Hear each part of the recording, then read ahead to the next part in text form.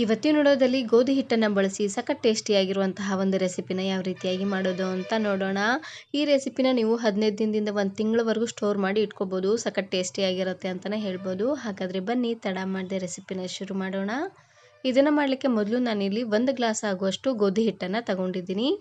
ಗೋಧಿ ಹಿಟ್ಟನ್ನು ಚೆನ್ನಾಗಿ ಜರಡಿ ಹಿಡಿದು ತಗೊಳ್ಳಿ. ಅಂಗಡಿಯಿಂದ ತಂದಿರುವಂತಹ ಗೋಧಿ ಹಿಟ್ಟಿದ್ರೂ ನಡೆಯುತ್ತೆ. ಹಾಗೆಯೇ ಮನೇಲೆ ಗೋಧಿನ ಹಾಕಿಸಿ ಹಿಟ್ಟನ್ನು ರೆಡಿ ಮಾಡ್ಕೊಂಡಿರ್ತಾರೆ ನೋಡಿ, ಆ ಹಿಟ್ಟಿದ್ರೂ ನಡೆಯುತ್ತೆ. ನಿಮ್ಮ ಮನೇಲಿ ಯಾವ ಗೋಧಿ ಹಿಟ್ಟಿದೆಯೋ ಆ ಗೋಧಿ ಹಿಟ್ಟಿಂದ ಮಾಡ್ಕೋಬೋದು. ಗೋಧಿ ಹಿಟ್ಟು ಸ್ವಲ್ಪ ಈ ರೀತಿಯಾಗಿ ನುಣ್ಣದಾಗೇ ಇರಬೇಕು, ಅಂದರೆ ಪೂರ್ತಿ ಸಾಫ್ಟಾಗೇ ಇರಬೇಕು. ಸ್ವಲ್ಪ ತರಿ ಇದ್ದರೆ ಚೆನ್ನಾಗಿ ಬರೋದಿಲ್ಲ ನೋಡಿ. ಹಾಗಾಗಿ ಗೋಧಿ ಹಿಟ್ಟಿಗೆ ನಾನಿಲ್ಲಿ ಸ್ವಲ್ಪ ಅಡುಗೆ ಸೋಡಾನ ಹಾಕ್ಕೊಳ್ತಾ ಇದ್ದೀನಿ. 1 ಚಿಟಿಕೆ ಆಗುವಷ್ಟು ಅಡುಗೆ ಸೋಡಾನ ಹಾಕ್ಕೊಂಡ್ರೆ ಸಾಕಾಗುತ್ತೆ. ಹಾಗೆಯೇ 1/4 ಚಮಚಕ್ಕಿಂತ ಸ್ವಲ್ಪ ಕಡಿಮೆ ಅನ್ನೋಂಗೆ ಉಪ್ಪನ್ನು ಹಾಕ್ಕೊಳ್ತಾ ಇದ್ದೀನಿ. ಉಪ್ಪು ಹಾಗೆಯೇ ಅಡುಗೆ ಸೋಡಾನ ಹಾಕ್ಕೊಂಡು ಚೆನ್ನಾಗಿ ಈ ರೀತಿಯಾಗಿ ಡ್ರೈ ಮಿಕ್ಸ್ ಮಾಡ್ಕೊಂಡು ತಗೊಳ್ಳಿ. ನೋಡಿ ಈ ರೀತಿಯಾಗಿ. ಫಸ್ಟ್ ಟೈಮ್ ಮಾಡೋರು ಸ್ವಲ್ಪ ಕ್ವಾಂಟಿಟಿನಲ್ಲೇ ಮಾಡ್ಕೊಂಡು ತಗೊಳ್ಳಿ. ನೋಡಿ ಈ ರೀತಿಯಾಗಿ ಚೆನ್ನಾಗಿ ಇದನ್ನು ಮಿಕ್ಸ್ ಮಾಡಿದಾದಮೇಲೆ ಇವಾಗ ನಾನಿಲ್ಲಿ ಪಕ್ಕ ಎತ್ತಿಟ್ಕೊಂಡು ಇನ್ನೊಂದು ಅಗಲವಾಗಿರುವಂತಹ ಬೌಲನ್ನು ತಗೊಂಡಿದ್ದೀನಿ. ಇದಕ್ಕೆ ನಾನಿಲ್ಲಿ 1 ಗ್ಲಾಸ್ ಆಗುವಷ್ಟು ಬೆಲ್ಲನ ಹಾಕ್ಕೊಳ್ತಾ ಇದ್ದೀನಿ. ನಾವು ಯಾವ ಗ್ಲಾಸಲ್ಲಿ ಗೋಧಿ ಹಿಟ್ಟನ್ನು ತಗೊಂಡಿರ್ತೀವ ನೋಡಿ, ಅದೇ ಗ್ಲಾಸಲ್ಲಿ ಬೆಲ್ಲನ ಹಾಕ್ಕೊಳ್ತಾ ಇದ್ದೀನಿ. ನಾನಿಲ್ಲಿ ಆರ್ಗ್ಯಾನಿಕ್ ಬೆಲ್ಲನ ಹಾಕ್ಕೊಳ್ತಾ ಇದ್ದೀನಿ. ಅಚ್ಚ ಬೆಲ್ಲ, ಉಂಡೆ ಬೆಲ್ಲ ಯಾವುದಾದ್ರೂ ಹಾಕ್ಕೊಳ್ಬೋದು. ನಾನಿಲ್ಲಿ ಆರ್ಗ್ಯಾನಿಕ್ ಬೆಲ್ಲನ ಬಳಸ್ತಾ ಇದ್ದೀನಿ. ನೋಡಿ 1 ಗ್ಲಾಸ್ ಬೆಲ್ಲಕ್ಕೆ ಅರ್ಧ ಗ್ಲಾಸ್ ಆಗುವಷ್ಟು ನೀರನ್ನು ಹಾಕ್ಕೊಳ್ತಾ ಇದ್ದೀನಿ. ಅಂದರೆ ಬೆಲ್ಲ ಮುಳುಗುವಷ್ಟು ನೀರನ್ನು ಹಾಕ್ಕೊಂಡ್ರೆ ಸಾಕಾಗುತ್ತೆ. ಕರೆಕ್ಟಾಗಿ 1 ಗ್ಲಾಸ್ ಬೆಲ್ಲಕ್ಕೆ 1 ಗ್ಲಾಸ್ ಆಗುವಷ್ಟು ಗೋಧಿ ಹಿಟ್ಟನ್ನು ಹಾಕ್ಕೊಂಡ್ರೆ ಸ್ವೀಟು ಕರೆಕ್ಟಾಗಿ ಬರುತ್ತೆ. ಹಾಗಾಗಿ 1 ಗ್ಲಾಸ್ ಬೆಲ್ಲಕ್ಕೆ 1 ಗ್ಲಾಸ್ ಆಗುವಷ್ಟು ಗೋಧಿ ಹಿಟ್ಟನ್ನು ತಗೊಳ್ಳಿ. 2 ಸಮ ಪ್ರಮಾಣದಲ್ಲೇ ತಗೊಳ್ಬೇಕು.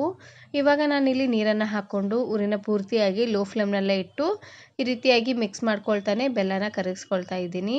ಇದು ಪಾಕ ಬರೋದೇನು ಬೇಡ. ಊರಿನ ಪೂರ್ತಿಯಾಗಿ ಲೋ ಫ್ಲೇಮ್ನಲ್ಲೇ ಇಟ್ಟು ಇದೇ ರೀತಿಯಾಗಿ ಕಂಟಿನ್ಯೂಸ್ ಆಗಿ ಕೈ ಆಡ್ತಾನೆ ಬೆಲ್ಲನ ಕರಗಿಸ್ಕೊಂಡ್ರೆ ಸಾಕಾಗತ್ತೆ. ಆರ್ಗ್ಯಾನಿಕ್ ಬೆಲ್ಲ ಆಗಿರೋದ್ರಿಂದ ಬೇಗನೆ ಕರಗೋಗ್ಬಿಡುತ್ತೆ. ಹಾಗಾಗಿ ಈ ರೀತಿಯಾಗಿ ಚೆನ್ನಾಗಿ ಇದನ್ನು ಮಿಕ್ಸ್ ಮಾಡಿಕೊಂಡು ಬೇಗನೆ ಬೆಲ್ಲನ ಕರಗಿಸ್ಕೊಂಡು ತಗೊಳ್ಳಿ. ಅಚ್ಚ ಬೆಲ್ಲ, ಉಂಡೆ ಬೆಲ್ಲ ಅಂದರೆ ಸ್ವಲ್ಪ ಟೈಮ್ ತಗೊಳುತ್ತೆ ನೋಡಿ. ಹಾಗಾಗಿ ಈ ರೀತಿಯಾಗಿ ಕಂಟಿನ್ಯೂಸ್ ಆಗಿ ಮಿಕ್ಸ್ ಮಾಡ್ಕೊಳ್ತಾನೆ ಬೆಲ್ಲನ ಕರಗಿಸ್ಕೊಳ್ಬೇಕು. ಇದೇನಾದರೂ ಚೆನ್ನಾಗಿ ಕುದ್ದು ಪಾಕ ಬಂದರೆ ಚೆನ್ನಾಗಾಗೋದಿಲ್ಲ ನೋಡಿ. ಹಾಗಾಗಿ ಲೋ ಫ್ಲೇಮ್ನಲ್ಲೇ ಇಟ್ಟು 1-2 ನಿಮಿಷವರೆಗೂ ಈ ರೀತಿಯಾಗಿ ಕೈ ಆಡ್ತಾನೆ ಇದ್ದರೆ ಬೆಲ್ಲ ಬೇಗನೆ ಕರಗೋಗ್ಬಿಡುತ್ತೆ. ಬೆಲ್ಲನ ಪೂರ್ತಿ ಪುಡಿ ಮಾಡಿ ಸಹ ಹಾಕ್ಕೊಳ್ಬೋದು. ಪುಡಿ ಮಾಡಿದ್ರೂ ಸಹ ಸ್ವಲ್ಪ ಬೆಲ್ಲ ಕರಗುವಷ್ಟು ನೀರನ್ನು ಹಾಕ್ಕೊಂಡು ಈ ರೀತಿಯಾಗಿ ಸ್ವಲ್ಪ ಬೆಚ್ಚಗೆ ಮಾಡ್ಕೊಂಡು ತಗೊಳ್ಳಿ. ಇವಾಗ ನೋಡ್ತಾ ಇರ್ಬೋದು ಬೆಲ್ಲ ಎಲ್ಲ ಚೆನ್ನಾಗಿ ಕರಗಿದೆ. ನೋಡ್ತಾ ಇದ್ದೀರಲ್ವ, ಸ್ವಲ್ಪ ಉಂಡೆ ಥರ ಇದೆ. ಇನ್ನೊಂದು ನಿಮಿಷವರೆಗೂ ಚೆನ್ನಾಗಿ ಇದನ್ನು ಬೇಯಿಸ್ಕೊಳ್ತಾ ಇದ್ದೀನಿ. ಇವಾಗ ನೋಡ್ತಾ ಇರ್ಬೋದು ಬೆಲ್ಲ ಎಲ್ಲ ಪೂರ್ತಿಯಾಗಿ ಕರಗಿದೆ. ಈ ಮಿಶ್ರಣ ಪೂರ್ತಿಯಾಗಿ ತಣ್ಣಗಾಗಬೇಕು ನೋಡಿ. ಅಲ್ಲಿವರೆಗೂ ಗ್ಯಾಸನ್ನು ಆಫ್ ಮಾಡಿಕೊಂಡು ಪೂರ್ತಿ ತಣ್ಣಗಾಗೋವರೆಗೂ ಹಾಗೆ ಇದನ್ನು ಬಿಟ್ಬಿಡ್ತೀನಿ. ಬಿಸಿ ಇರುವಾಗಲೇ ಕಲಿಸ್ಕೊಂಡ್ರೆ ಅಷ್ಟೊಂದು ಚೆನ್ನಾಗಿ ಬರೋದಿಲ್ಲ ನೋಡಿ. ಹಾಗಾಗಿ ಇದು ಪೂರ್ತಿಯಾಗಿ ತಣ್ಣಗಾಗಬೇಕು ನೀರು.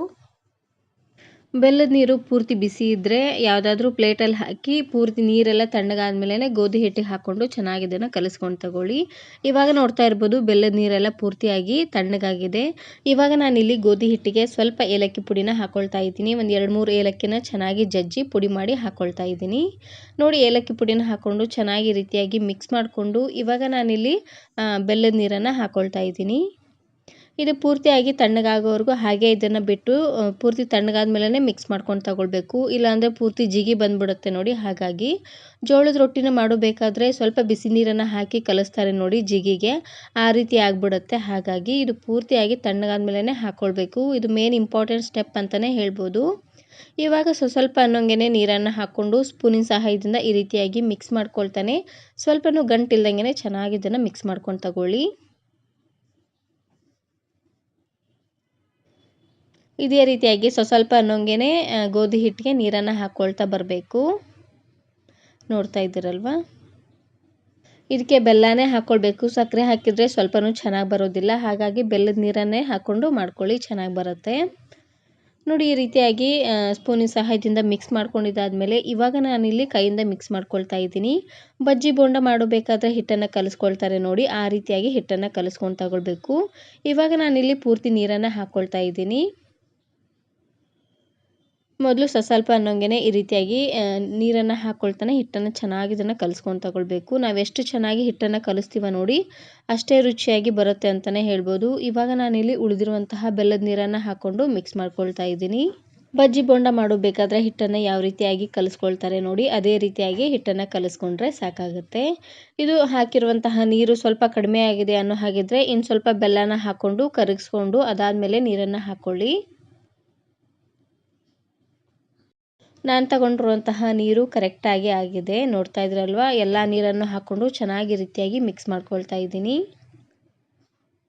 1 ನಿಮಿಷವರೆಗೂ ಇದೇ ರೀತಿಯಾಗಿ ಸರ್ಕಲ್ ವರ್ಷನಲ್ಲೇ ಮಿಕ್ಸ್ ಮಾಡ್ಕೊಂಡು ತಗೊಳ್ಬೇಕು ಹಿಟ್ಟನ್ನು. ಈ ರೀತಿಯಾಗಿ ಮಾಡೋದ್ರಿಂದ ಹಿಟ್ಟು ಚೆನ್ನಾಗಿ ಉಬ್ಬಿ ಬರುತ್ತೆ. ಸೋಡಾನು ಅಷ್ಟೇ ಸ್ವಲ್ಪ ಅನ್ನೋಂಗೆ ಹಾಕ್ಕೊಳ್ಳಿ, ಜಾಸ್ತಿ ಆಗಿಬಿಟ್ರೆ ಪೂರ್ತಿ ಎಣ್ಣೆ ಕುಡಿಯುತ್ತೆ ನೋಡಿ. ಹಾಗಾಗಿ 1 ಚಿಟಿಕೆ ಆಗುವಷ್ಟು ಹಾಕ್ಕೊಂಡ್ರೆ ಸಾಕಾಗುತ್ತೆ. ಇವಾಗ ನೋಡ್ತಾ ಇದ್ರಲ್ವ, ಈ ರೀತಿಯಾಗಿ ಚೆನ್ನಾಗಿ ಹಿಟ್ಟನ್ನು ಕಲಿಸ್ಕೊಂಡು ತಗೊಳ್ಬೇಕು. ಹಿಟ್ಟನ್ನು ಚೆನ್ನಾಗಿ ಈ ರೀತಿಯಾಗಿ ಕಲಿಸ್ಕೊಂಡು ಓವರ್ನೈಟ್ ಹಾಗೆ ಇದನ್ನು ಬಿಟ್ಬಿಡಬೇಕು. ನಾವು ಹಿಟ್ಟನ್ನು ಎಷ್ಟು ಚೆನ್ನಾಗಿ ನೆನೆಸ್ತೀವ ನೋಡಿ, ಅಷ್ಟೇ ಕರೆಕ್ಟಾಗಿ ರುಚಿಯಾಗಿ ಬರುತ್ತೆ ಅಂತಲೇ ಹೇಳ್ಬೋದು. ಇವಾಗ ಮೇಲ್ಗಡೆ ಮುಚ್ಚಳನ ಮುಚ್ಚಿ ಓವರ್ನೈಟ್ ಹಾಗೆ ಇದನ್ನು ಬಿಟ್ಬಿಡ್ತೀನಿ. ಅಷ್ಟೊಂದು ಟೈಮ್ ಇಲ್ಲ ಅನ್ನೋ ಹಾಗಿದ್ರೆ 2 ತಾಸಾದರೂ ಚೆನ್ನಾಗಿ ಹಿಟ್ಟನ್ನು ನೆನೆಸ್ಕೊಂಡು ತಗೊಳ್ಳಿ. ಈ ರೀತಿಯಾಗಿ ಮಾಡೋದ್ರಿಂದ ಚೆನ್ನಾಗಿ ಫ್ಲಫಿಯಾಗಿ ಉಬ್ಬಿ ಬರುತ್ತೆ ಅಂತಲೇ ಹೇಳ್ಬೋದು.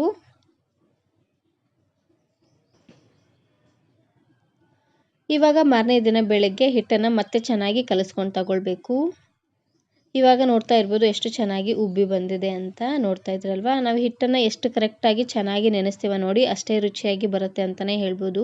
ಇವಾಗ ಬಜ್ಜಿ ಬೋಂಡನ ಯಾವ ರೀತಿಯಾಗಿ ಬಿಡ್ತಾರೆ ನೋಡಿ, ಅದೇ ರೀತಿಯಾಗಿ ಎಣ್ಣೆಲೆ ಕರೆದ್ರೆ ಆಯಿತು. ತುಂಬಾ ಟೇಸ್ಟಿಯಾಗಿರುವಂತಹ ಗೋಧಿ ಹಿಟ್ಟಿನ ಬೋಂಡ ರೆಡಿಯಾಗಿ ಹೋಗ್ಬಿಡತ್ತೆ.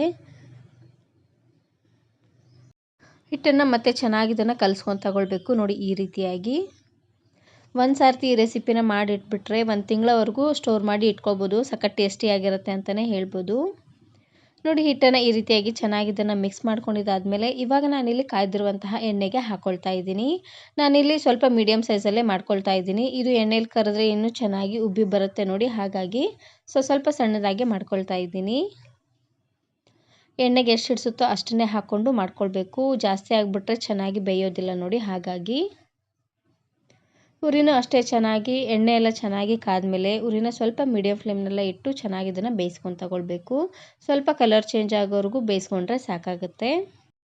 ನಾನು ಇದೇ ರೀತಿ ಬಹಳಷ್ಟು ವೆರೈಟಿ ಆಗಿರುವಂತಹ ರೆಸಿಪೀಸ್ನ ಅಪ್ಲೋಡ್ ಮಾಡಿದ್ದೀನಿ. ವಿಡಿಯೋ ನೋಡಿಲ್ಲ ಅಂದರೆ ಈ ವಿಡಿಯೋ ಕೊನೆಯಲ್ಲಿ ಹಾಕಿರ್ತೀನಿ ನೋಡಿ, ಚೆಕ್ ಮಾಡಿ. ನೋಡಿ, ಒಂದು ಸೈಡ್ ಎಲ್ಲ ಚೆನ್ನಾಗಿ ಬೆಂದಾದಮೇಲೆ ಮತ್ತೆ ಈ ರೀತಿಯಾಗಿ ಹೊಳಿಸ್ಕೊಂಡು ಸ್ವಲ್ಪ ಕಲರ್ ಚೇಂಜ್ ಆಗೋವರೆಗೂ ಫ್ರೈ ಮಾಡಿಕೊಂಡ್ರೆ ಸಾಕಾಗತ್ತೆ. ಇವಾಗ ನೋಡ್ತಾ ಇರ್ಬೋದು ಎಲ್ಲ ಬೋಂಡನೂ ಚೆನ್ನಾಗಿ ಬೆಂದಾಗಿದೆ. ನೋಡ್ತಾ ಇದ್ರಲ್ವಾ, ಈ ಕಲರ್ ಬರೋವರೆಗೂ ಬೇಯಿಸ್ಕೊಂಡ್ರೆ ಸಾಕಾಗತ್ತೆ. ಉಳಿದಿರುವಂತಹ ಎಲ್ಲ ಬೋಂಡನೂ ಇದೇ ರೀತಿಯಾಗಿ ಮಾಡ್ಕೊಂಡು ತಗೊಳ್ಳಿ.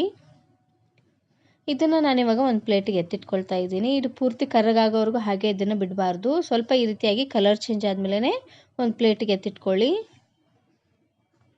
ಉಳಿದಿರುವಂತಹ ಬೋಂಡನೂ ಇದೇ ರೀತಿಯಾಗಿ ಮಾಡ್ಕೊಂಡು ತಗೊಳ್ಳಿ. ನಾನು ತಗೊಂಡಿರುವಂತಹ ಗ್ಲಾಸಲ್ಲಿ ಈ ಸೈಜು ಏನಿಲ್ಲ ಅಂದರೂ ಒಂದು 50 ಬೋಂಡ ಆಗಿದೆ. ಈ ವಿಡಿಯೋ ಇಷ್ಟ ಆದರೆ ಈಗಲೇ ಒಂದು ಲೈಕ್ ಬಟನನ್ನು ಕ್ಲಿಕ್ ಮಾಡಿ, ಫ್ರೆಂಡ್ಸ್ ಆ್ಯಂಡ್ ಫ್ಯಾಮಿಲಿ ಜೊತೆಗೆ ಶೇರ್ ಮಾಡಿ. ಹಾಗೆಯೇ ಮತ್ತಷ್ಟು ಹೊಸ ರೆಸಿಪಿಗಾಗಿ ವರ್ಣಿಕಾ ಅಡುಗೆ ಮನೆ ಯೂಟ್ಯೂಬ್ ಚಾನಲನ್ನು ಸಬ್ಸ್ಕ್ರೈಬ್ ಮಾಡ್ಕೊಳ್ಳಿ. Thank you. Thanks for watching.